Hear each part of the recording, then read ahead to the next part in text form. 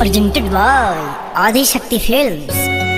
बिना देखे तेरी तस्वीर बना सकता हूँ, बिना मिले तेरा हाल बता सकता हूँ। अरे मेरी मोहब्बत में इतनी ताकत है कि तेरे आँख के आंसू अपनी आँख से निकाल सकता हूँ।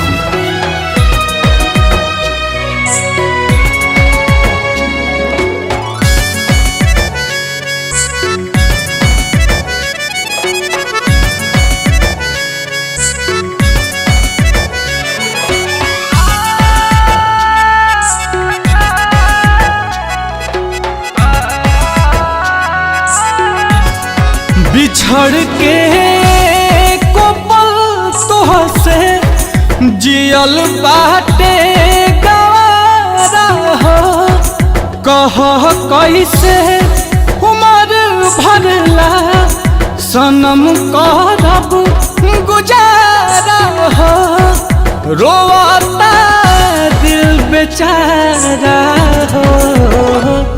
होई प्यार न दोबारा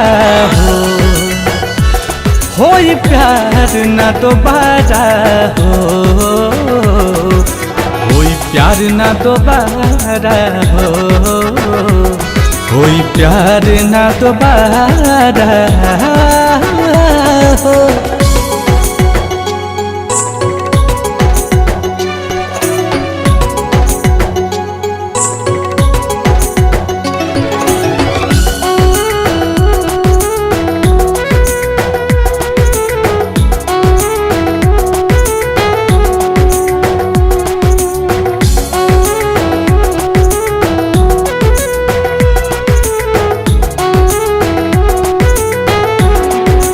फेरू दिल के ई बगिया अब कबो आबाद ना होई।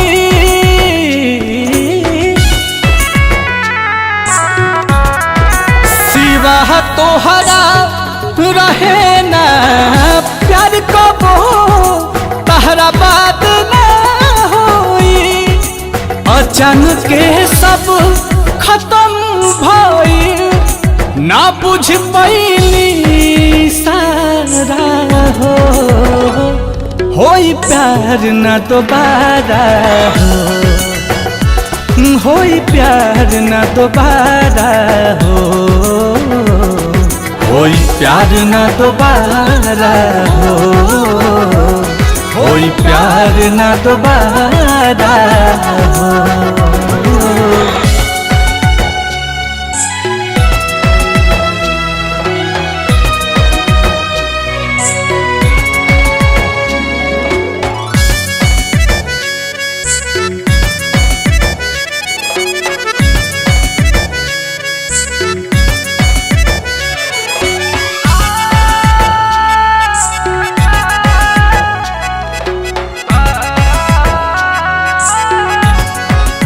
केहू औरी के कोरा में तोहार दिल खुश ता होई।